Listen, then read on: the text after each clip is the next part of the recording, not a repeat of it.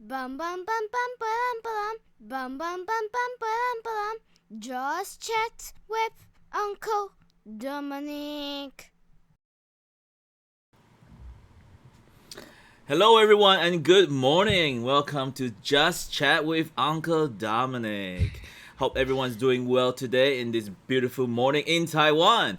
I have here with me a special guest, and you guessed it right. I've introduced it earlier, and I said he was a doctor, and so here we have Robert Yoho. Everyone, welcome him. Yay! So, Thank hello, you, Dominic. Robert. How are you today? I'm fantastic. Great. Okay, so to our viewers out there, let me introduce a little bit about Robert here before he goes on. So he is 67 years old today. He calls himself a healthcare whistleblower. Interesting words there. He has practiced medicine in the United States and retired 2 years ago. I think it will be 3 years ago now in 2019. He was a board certified emergency physician and board certified cosmetic surgeon, and I believe he has been a cosmetic surgeon for 30 years. Is that right, That's Robert? right. Wow. Uh-huh. He did breast enhancement, liposuction, facial procedures, and he has published two books. Okay, his latest book is called "Butchered by Healthcare," and his previous book is "Hormone Secrets." Now let's welcome Dr. Yoho. Thank you, Welcome. Dominic. All right, so So I'll let you introduce yourself. thank you. So first is a 10-second disclaimer. You don't have to doctor me. We're colleagues. You can call me Robert, please. Robert, okay. And then this is not specific medical advice. If you need health care, get it from your physicians and other providers. So, everybody in the United States, and I don't know about other countries, but certainly in Europe, they understand healthcare is a mess. And I spent 3 years studying this situation, and I finally got motivated to put a book together. And so the basic bottom line is the US spends twice per capita, almost 20% of our gross domestic product on healthcare, whereas these other countries, I don't know about Taiwan, but Canada, France, England, Australia, they all spend about 10% of their GDP on healthcare. So we're spending twice as much, and we are getting a product that's not very good because it's not academically controversial that 50% of what we do either doesn't work or actually is harmful. Now, I know that sounds like a big statement, but that's written up in many medical journals. It's talked about, and it's not a academically controversial thing. So Warren Buffett calls American healthcare the tapeworm of the American industry The because tapeworm. the tapeworm because it is expanding at a double digit a year rate, and there just seems to be no end to it. These people that make 50,000 US a year are spending 8 to 10,000 on their health care, whether they know it or not, whether their employer pays it or whether they pay it. It's just an astounding thing.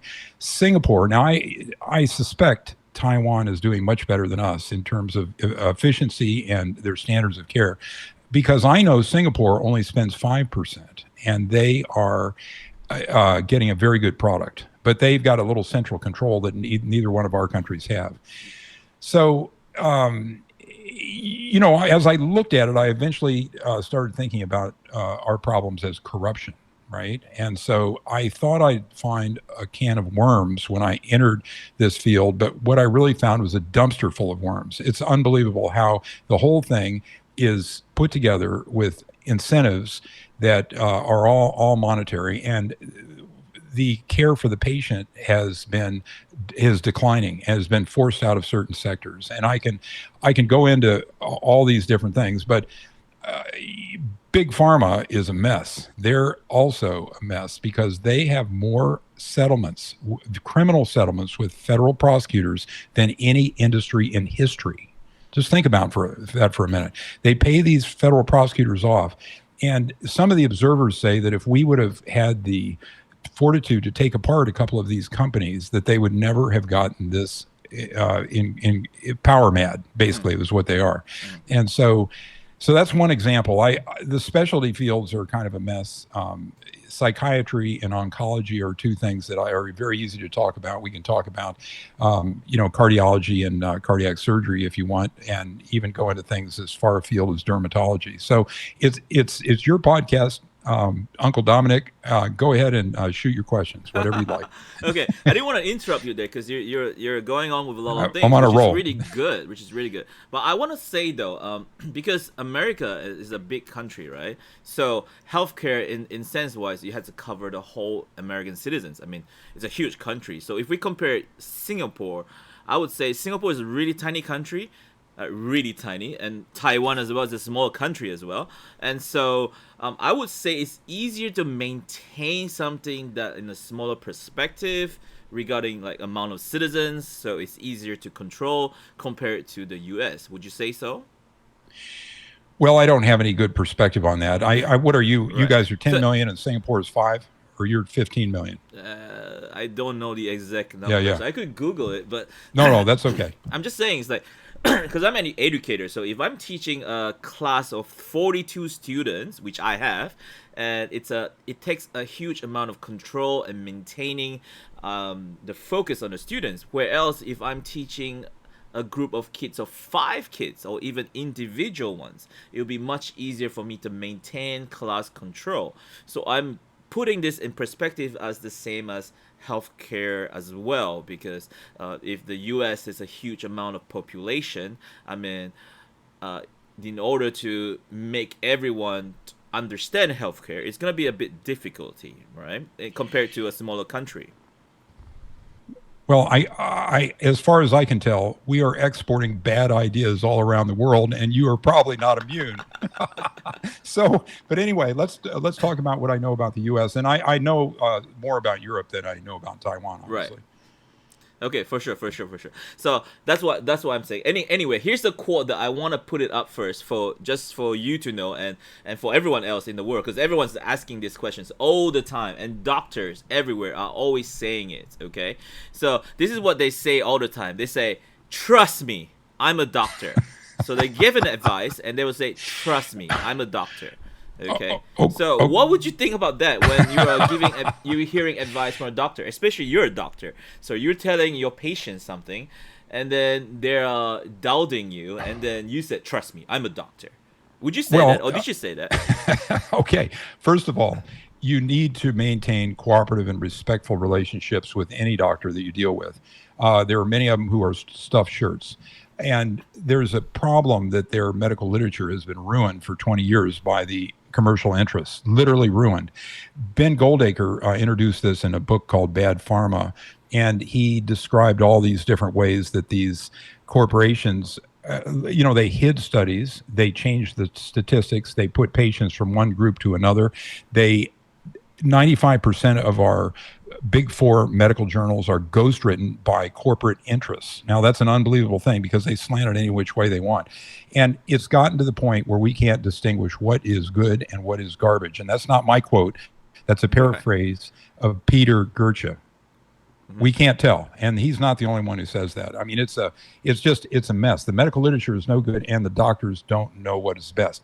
And what I say is, if you have a complicated problem, you have cancer, or you have an old age problem, or even a complicated, you almost need physician expertise to navigate the healthcare system in America, and that's a sad story. You need to be able to trust somebody. You have an enormous emotional need to trust somebody, but I recommend be respectful, but research everything you can. And these days, Trump made an executive order that says that we can do consultations with any doctor we want who agrees to it and the doctor can do that without fear of censure. Prior to Mm. that, 2 years ago, the doctors would get censured by their medical boards and because they didn't, quote, do a good faith exam. Now, a face-to-face exam is enormously valuable, and I'm not running it down. But if we have a problem, we don't think we're getting the right treatment, or we don't feel like we're getting better, which is probably the best index, you can go to the best experts anywhere, and you can consult with them as long as, and you pay cash, and it's cheap compared to a surgical procedure or chemotherapy, to get somebody's attention. And a lot of them do this, so you can get second opinions, and that's what I recommend you do. The other thing that's really helpful, you don't have to trust your doctor because you have the internet forums now, That's true. and they are put together by drug companies primarily, which is a conflict. But the people you find on there are facing the same problems that you face, and they are often willing to. I mean, I'm on one forum for a problem with a relative, and there is a moderator on that forum that does it full time, just because she's retired and that's what her interest is. She's interested in this disease, so she's encyclopedic about this stuff. She can refer to any specialist anywhere, and I can tell you, you might think you've got a good doctor. But if you go to a top academic center, these places attract 1 in 1,000, 1 in 5,000, 1 in 10,000. They are very, very competitive. And these people not only are smart, they have personality skills too. So you have to look and you have to try. It's trial and error there too. But I'm saying that you can go to anyone and you can find out anything these days. For sure. Yeah, second opinion is always important. Yeah. Here's the thing in Taiwan as well. Like if we're talking about national health care, right? In Taiwan, it's pretty cheap for one. If I want to see a doctor, I pay about $3 to $5 just for a visit and with medicine. That's it. And everything is covered by the government, by the healthcare. So if I'm having a flu or fever or whatever, I'll go there to a doctor and pay about $3 to $5. In Taiwan's money is 100 NT Taiwan money, and I get everything. I get medicine, I get doctors, whatever I need. But in other countries, like for example US and Australia, if I want to see a doctor, I pay a lot of money. I remember when I was in the US, I had this thing called acid reflux in my body, in my stomach, right? So the doctor suggested that I need to go for surgery. I was like, oh my gosh, surgery. I was like, really? He's like, yeah. I was like, and I'm like, okay, I don't know much about healthcare or medical whatever. So okay, if you say so, I trust you. So I went to get my surgery done. I didn't ask about the money. So after that, the bill comes, and I had to pay about over $500 just for my surgery. And then after the surgery, there's medicine. So I have to pay over $500 for the medicine in about 3 months. Like constituted 3 months, 500 every month. So that's a lot of money that I had to pay. And so I'm like, whoa. And then when I came to Taiwan, I had similar stuff going on, and I only had to pay 100 NT dollars. That means $3 to $5. I mean, in that case, I'm saying healthcare in Taiwan is effective because of money. From my perspective, cheap money, get the same produce. It's way better, right? What do you think? Well, there's a lot to talk about there. First of all, something that works in Taiwan or Singapore, we have entrenched interests in the United States, and healthcare itself is the same size as the federal government. Just think about that. Yeah. I mean, it's just the thing has grown so much. The healthcare lobbyists before the Congress, they put more money before Congress. They give more money to Congress than the following industries, right? Put together: oil and natural gas, the military, and banking put together. Those are the three big lobbyists, and healthcare is much bigger than that. So you have to understand what you're dealing with in America. And it's a very crazy blend of capitalism and socialism. Now, I mean, you guys may be able to administer a very good system where things are delivered properly because you're cooperative, or maybe you have other characteristics. And of course, in Singapore, there's a kind of a dictatorial element that they have which they can work things out in a hurry if they have to. But in the U.S., these special interests have such power and sway that they're very difficult to deal with. It's just they're overwhelmingly powerful. For sure, like Big Pharma has $1.3 trillion worldwide gross, and that the whole U.S. economy is less than $22 trillion, and the Big Pharma is bigger than all but about 10 countries in the world gross domestic products. I mean, it's just crazy. Tech, that Google and Apple together are about their market caps are about the same size as the federal government in the United States. I mean, it's just they're out of control. I mean, what are you going to do about these people? You can't take them down with any legal, law or anything. I mean, they do whatever they want. It sounds like money makes things go around in some ways, right? Even health as well. I got to quote Cicero, right? Cicero's a Roman. Okay. He said, "There's nothing so strongly fortified that it cannot be taken with money." That's a great quote. That's something to remember out of this podcast. And that's what we've learned about healthcare in the United States. It's these industrialized medical companies have just gotten more and more emboldened to the point where they are doing whatever they want. Right. So it's just it's business, right? People will say it's just business, right? And so The you have to, if I want to make money, I will do something about it, right? So people tend to feel like if they have big money, they can make a difference. They try to. I don't know. I would say that it's human thing. Like we have the tendency to be greedy once we get something. Like the grass is always greener on the other side. So as a big farmer, like they have money, they have all this stuff, but they still want to gain more. I mean, people want to gain more. So in this case, people will trample on others just to get where we are. Because I would say this is in the history of of the whole world. It's always been that case where people trample on someone else just to get something better, right? this is Even in not a mark. healthcare, right? It's not a market situation, though. We rained money out of the sky on the healthcare industry. We gave it to them almost for free through third-party payments, such as insurance industry and federal government programs like Medicare. So these guys, we gave them our money, and they are using it to lobby us and continue to aggrandize their positions. Right. And So they want they're to get ag- more money, right? They want to get more they're ag- power. Yeah. they're agnostic about patient care. Yeah. In other So words, if they can do it without knocking anybody off, that's good.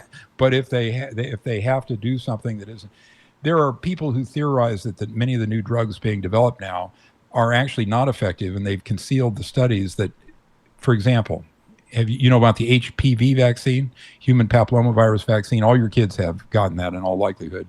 It's certainly in probably. Europe and okay. So that stuff is 50% of the studies were concealed. Japan, which has arguably a more robust public health system than the United States, threw it out the window. They said this stuff's no good. We're not going to use it. So less than 1% of their kids are vaccinated, whereas in the United States, we're basically almost thought controlled by these huge corporations. I mean, the propaganda is so thick, you can't tell what's going on.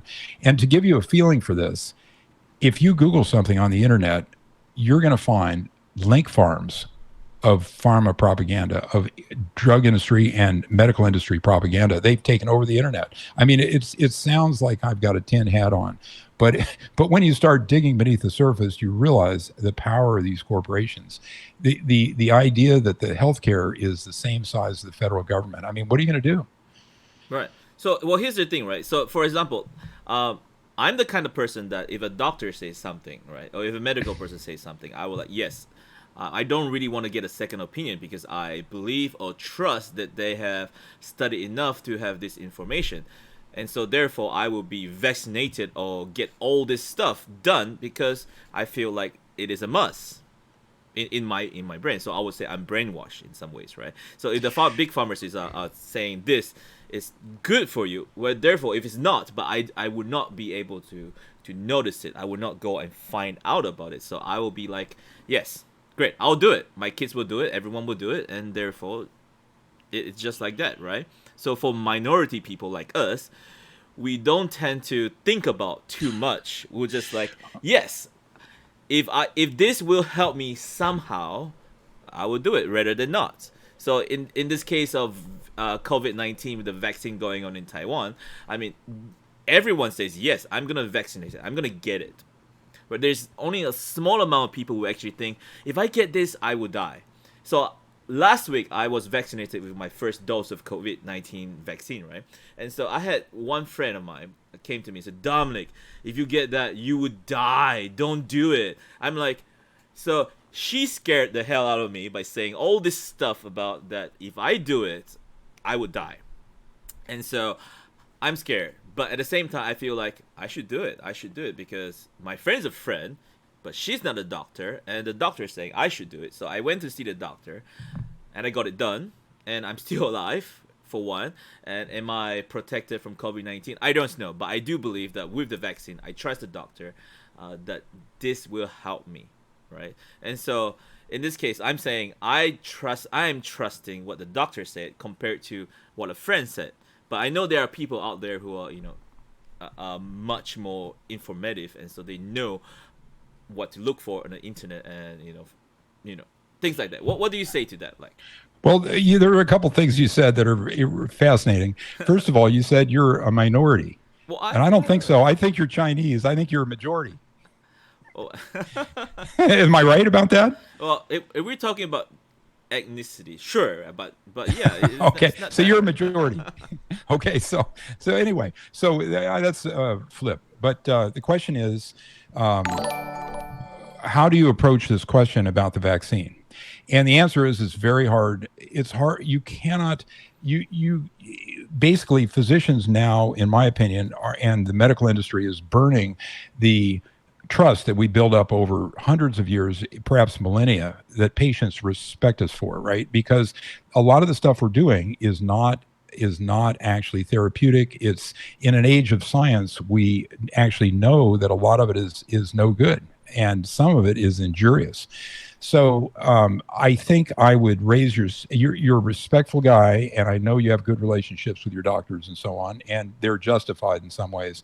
But in a venue like the question about the vaccine, it's a complicated thing.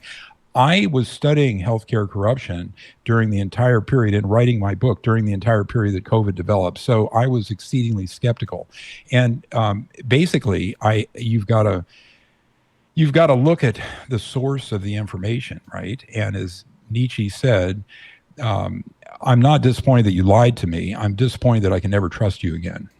All right. So the deal is these companies have been settling these criminal allegations for billions of dollars every year before federal prosecutors. So I knew the story about all this stuff. I knew that they hadn't put out a reliable vaccine in 20 years. The flu vaccine is a joke. And you can learn about that from reading Cochrane Reviews, which is the most respected source in medicine. They're called meta-analyses. They amalgamate many, many studies. So you can just Google that, Cochrane Reviews influenza vaccine, and it just basically works very poorly. And it certainly isn't worth the many billions of dollars that are stuck into the flu vaccine. But for I people like mentioned, me, would it be if you say that means would people like me be saying like, okay, so I rather not take the flu vaccine, or whether I should take the flu vaccine because it's there. Like for me, I okay, would say, even though it's poorly whatever, and I would say yes, I would still definitely get a shot of it because it protects me, right? there's little downside to the flu vaccine. We've administered it for many decades, so I don't think it does any harm. I think if you understand the science, you're basically not going to waste your time or energy or even a pinprick on the stuff. And then I mentioned the HPV vaccine. That's the other vaccine that has been uh, uh, promoted in the last decade, right? So that thing got through all the FDA approvals and the European approvals and everything else. It's universally administered over here. And again, Japan rejected it out of hand because these guys hid half their studies. And so the question of the COVID thing, right? It's not a vaccine. It doesn't confer immunity. If you get COVID, you are immune almost 100%. And the second wave of these COVID cases are occurring at the same frequency in the vaccinated people as the unvaccinated people, right? I mean, that's a little flat-footed. It may not be quite true, but it's very close to being true.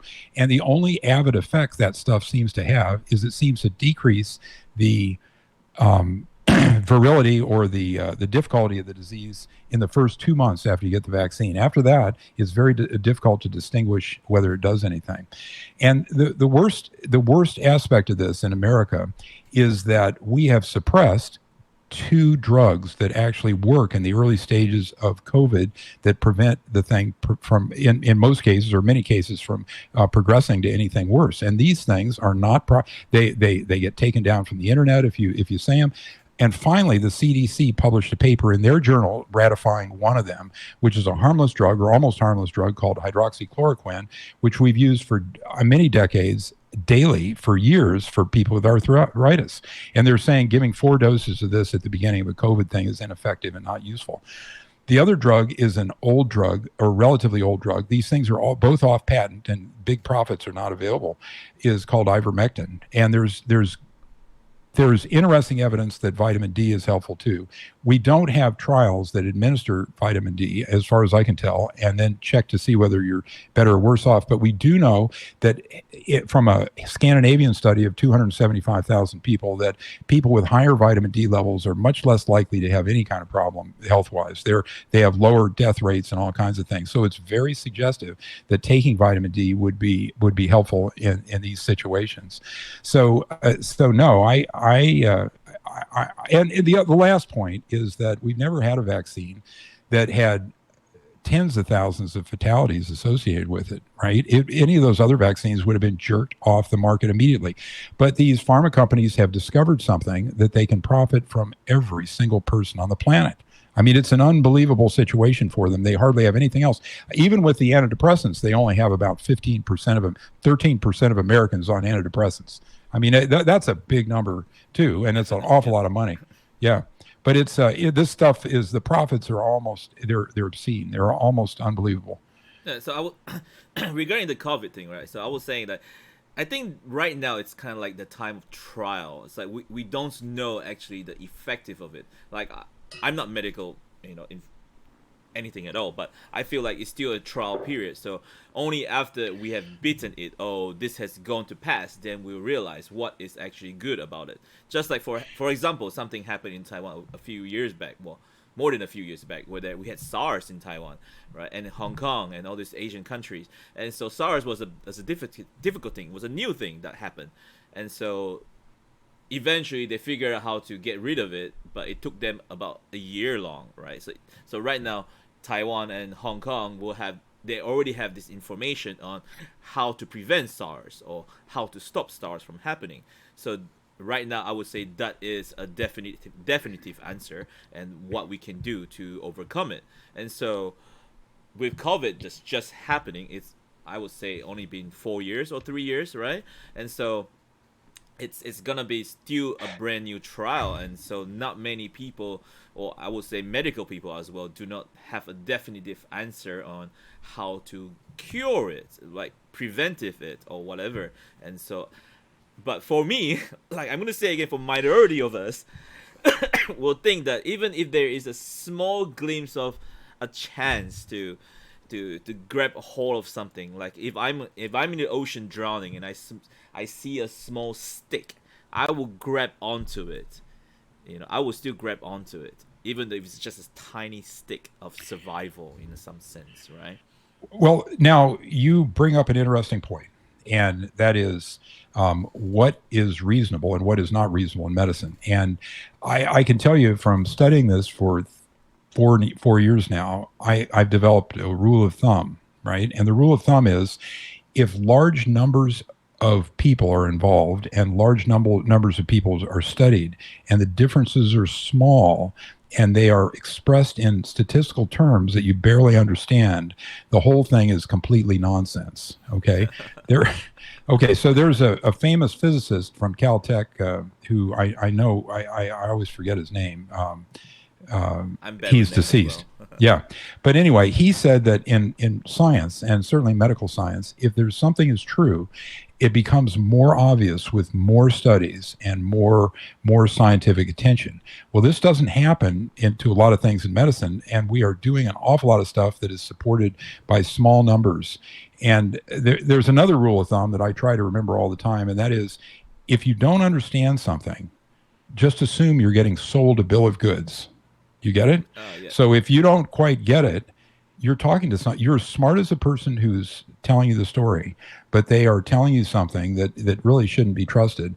The third rule is, those with the gold make the rules, right? That's the new golden rule. So those are my three heuristics or rules of thumb. And so I think grabbing at sticks is not the best idea. I think you ought to know whether or not the stick has any potential to buoy you up, That's true, but it's there. It's floating. I'm like, yeah. I'm just gonna I understand grab it. your emotional state. So okay, so I have a question, like, regarding about your profession from before, right? So, and Yep. I've been watching as well a lot of The Good Doctor. So I do have some questions from it as well. no worries. So you're a cosmetic surgeon. That means you focus on a lot of things about cosmetic surgery, right? And Yep. so there was a question that I came into my mind. Like I always tell my kids, if you do not have any problem with anything, don't try to cause problem or create problems. So in this case, I'm gonna say that if there's no problem with my, cosmetic whatever, facial whatever, why do I go and create problems by seeing you to get a cosmetic stuff thing fixed? Where else I could That, die. Because well, there that's is a there good. is sorry there is a case in Taiwan, a lady that went for liposuction, right? And so she's, according to people, she's beautiful and everything. She's a model, but she went for liposuction and she died from it. Sorry, liposuction, and she died from it.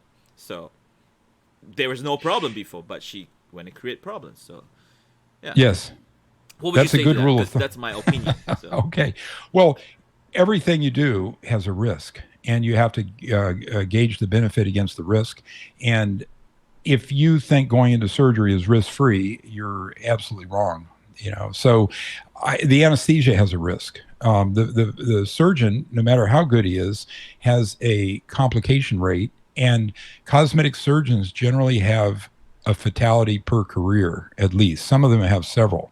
So it happens, and there are many, many unpredictable factors, including the surgeon's competence, the condition the patient is in. Sometimes you can't tell whether they're healthy or not. And so I think cosmetic surgery has a great deal to offer, but in America, it's going towards almost a caricature of itself. And we're making these lips that look so exaggerated, and we're making facelifts that are stylized, and we're making figures that have these huge backsides, and breasts that are it's an arms race in the breast implant business, and the girls are getting bigger and bigger and bigger and bigger and getting more and more attention. I mean, it's a crazy, crazy scene.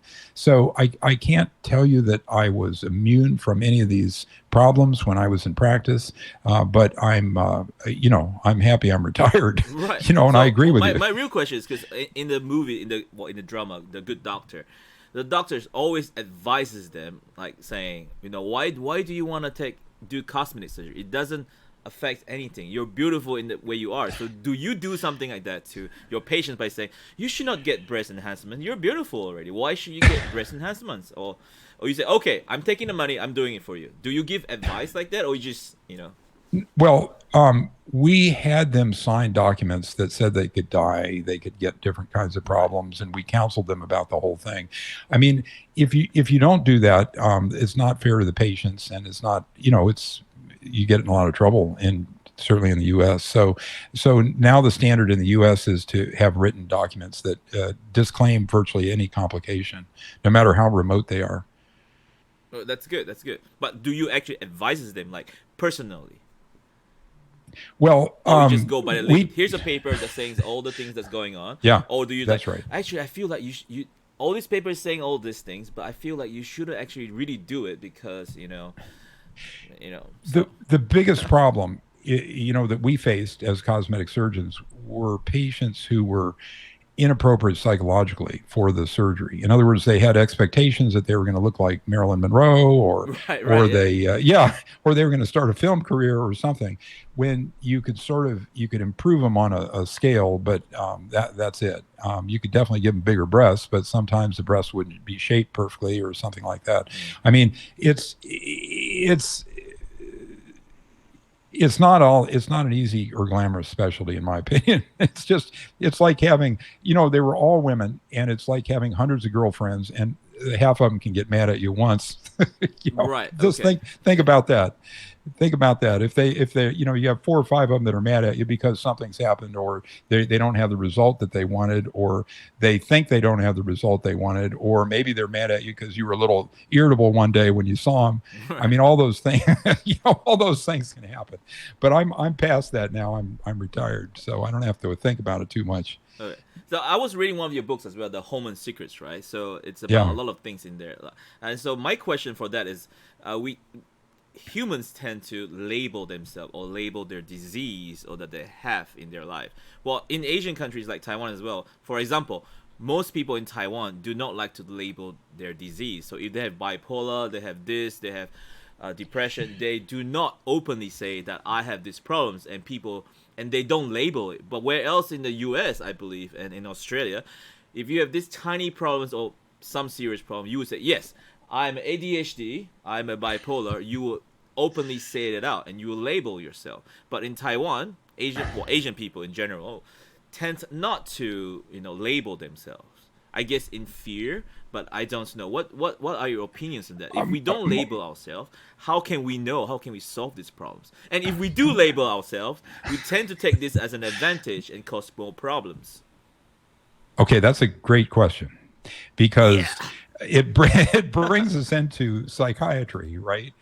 Now, psychiatry, we have this manual called the DSM. It's a big orange or yellow book, right? Can And anyone get a hold of that it's DSM? grown it's grown and grown and grown. There are hundreds and hundreds of diagnoses in there. And the whole thing is it somehow achieved credibility. But it was written with the help of the pharmaceutical companies in order to market the drugs. All right. In other words, the people on the standards committee were almost always in the hire or on the payroll of pharmaceutical companies. And this thing, the way it was developed has been written about in many, many critical venues.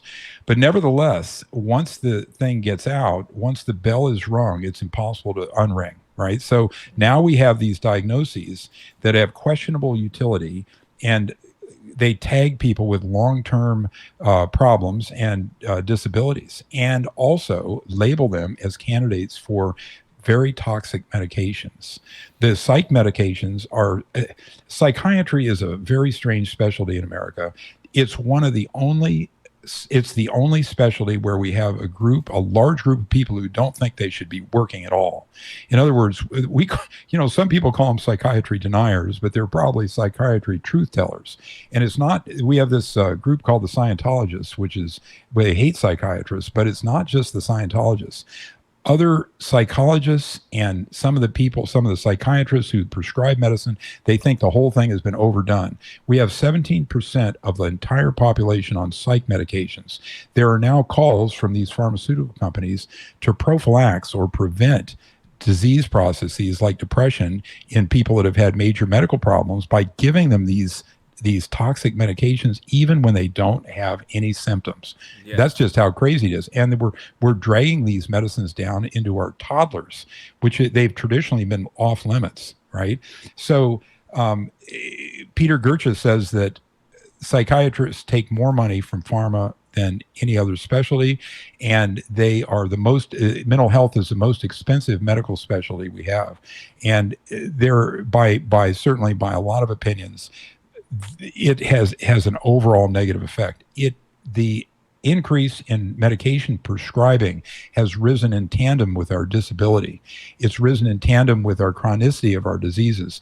And these medications have never been subjected to proper controls, the placebo, the sugar pill controls. And the only control we have is the third world. And in the third world, these diseases do better. They aren't chronic. They wax and wane. They get better and worse. But in America, they become chronic, and the people go on disability and are dependent forever on the system. So the whole thing's a real mess. And I don't know where I was going with that. You asked me a question.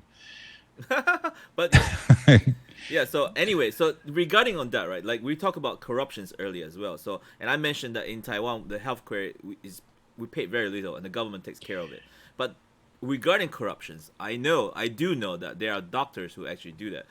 And you mentioned it as well. So I have I'm gonna say it out loud. I have HBP, so I have high blood pressure. So I take medicines. So the first doctor that actually went and diagnosed us with this gave me a bunch of medicines. Actually, I think there were 5 different pills on this. And I'm like, okay, I'm taking it because I trust my doctor. And so I think I've taken it for about a year, and then eventually I moved to a different place. I went to a different doctor. And therefore, this doctor was looking at my medicine and said, what? You're taking 5 medicines where else you can be taking 2? I was like, what? Only 2? He said, yeah, only 2. So I took the new doctor's medicine too, and is it effective? It is as effective. So I came to the conclusion, and he told me some doctors in Taiwan actually try to manipulate this, and by giving you more medicines and claiming more money from the government because of this healthcare issues, right? So there are some corrupt doctors out there. I would say this: there are some corrupt doctors out there. But in some cases, people like me again do not know this until we experience it. And so, is there It's any tough. other advice from you Okay, regarding this? so high blood pressure. Okay, so we have many diseases that have undergone a diagnosis and treatment creep. In other words, we have made the criteria more liberal for treating them. And in the case of high blood pressure, it used to be that high blood pressure reading, the higher of the two, we didn't treat anybody under 160, right? Now it went to 140, and in certain cases in the US we're treating people over 132, right? Wow. 132. That's crazy. And so there's no, as far as I can tell, there's no evidence for anything, any kind of treatment below 140, right? Especially for older people, where the evidence that anything we do is very, very small. Osteoporosis, you probably heard about this. They made up a whole new diagnosis called osteopenia, which means slightly thin bones without any symptoms. So, and we've got these drugs called bisphosphonates, which cause more harm than good. They cause jawbone rotting, and they Ah, cause yeah. femur fractures, and they're supposed to thicken the bones. They don't. On there as a net, when these problems became more obvious to everyone, their popularity waned. But I think we've got $80 billion worth of these things are sold every year. What's worse, they're administered in the office with an injection. The doctor gets 20% of the cost of the drug. Think about that one. Oncology, they generally get 20% of the chemotherapy administered, and they're paid by the milligram. So if they give higher doses, Dominic, they are rewarded financially. Okay. So I in should other have words, listened there's to an my incentive. mother by being a doctor when I was young. I'll be a rich person by now.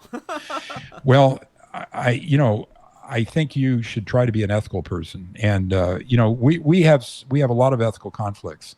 And doctors are idealistic. I don't want to say that everything we do is bad or that medicine doesn't cause miracles. We do daily miracles, right? Half of what we do is fabulous, but it's such a mess right now with our financial conflicts, and the costs of it are so stunning. Hmm. And I can tell you, even though you only spend $3, you guys pay for it. It's just you pay for it in your tax dollar. Somebody's paying for it. But I do believe that you've held it to 10% of your GDP or less. I think somebody sensible is in charge. It's doing well. Yeah. There's a lot of actually Americans or I would say foreigners that come to Taiwan that actually take advantage of this healthcare system because it's good for them. It's cheap and it's affordable and it helps as well compared to when they were in America as well. So Yeah. yeah, like for example, glasses as well. To make my glasses in America in Australia, I spent about was it 300 Australian dollars, and in the US I had a 250 US dollars glasses. Whereas in Taiwan, to make a pair of glasses, it only costs less than 1,000 NT dollars. So that is like about, I don't know, 30 to 50 US dollars. I mean, that's cheap. That's cheap. This is also part of healthcare as well. So, do you have any Well, questions to that? no, a lot of us buy our glasses at Costco, and I can never seem to get away for $50 because I've got That's it. some Yeah. complicated Yes. lenses. But yeah. Okay, so we're about close to time, Doctor Robert. I was gonna say Doctor Robert, but yeah. So Dominic, I that's do fine. have a Yeah. last quote to say that it's been going on for centuries. It says, "An apple a day keeps a doctor away." So what would you say to that? An apple a day keeps a doctor away. Okay, I can use that to launch into nutritional science has been skewed by the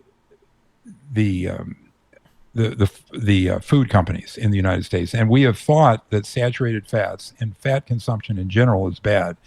Okay, and that vegetables like an apple or fruits like an apple are the way to go. But that's no longer thought to be the case. And now the pendulum is swinging back towards animal consumption. And we have so many obese people that we're swinging back towards diets that are almost all animals. So, and this is one of our hopes for our obesity crisis, along with intermittent fasting and so no, I'm not in favor of a lot of fruit consumption. I think people do better with fat, with eating animal fat and larger percentages of fat in the diet. Fat has been demonized for decades, and it's thought that the vegetable manufacturers published the studies themselves, and did the same thing that pharmaceutical companies do, which has ruined the science. Definitely, yes. Okay, well, Sorry if that was too technical. no. That is good. That is good. That is good. I'm sure our viewers out there appreciate it, and I want to thank to all viewers who come in today and post in questions as well on my Facebook and private messages as well. So, thank you to all those. Let me. Oh, okay. Yes. Let me do Yes. my book. Okay, now I'm just going to give 10-second ad. This is called Butchered by Healthcare, and it's a little textbook. It's easy to read. And then my other book is Hormone Secrets, and it's about how hormones are very beneficial over the age of 50 and sometimes even under the age of 50. And I'm reading that right now as well. So. Okay, thank you, Dominic. So I put up his link right here, so anyone can just look up for the link for the book and get a hold of the book. And thank you to all viewers out there again for coming to Just Chat with Uncle Dominic. Thank you, Robert, for coming in. Do you have any last say you want to say to all viewers out there before we go? Well, to just get you slightly interested in the hormones, we have these 10 drugs that cost $1,000 a month for Alzheimer's, right? But if women over 50, over the change of life, take estrogen, they decrease their chance of Alzheimer's by 50 to 80%. And that's such an amazing thing that I put all 75 references printed inside my book in an appendix, because it's hard to believe. And if you listen to that and understand its credibility, you'll understand the credibility of the rest of the book. So anyway, I hope that's not too technical for you. I mean, this is kind of a fun podcast. Maybe I should have kept it lighter. It's good. It's good. Thank you, Robert. Thank you, Robert. So please, for everyone, please like and subscribe this video for more videos, for more informations in the future as well. Thank you, everyone, and goodbye.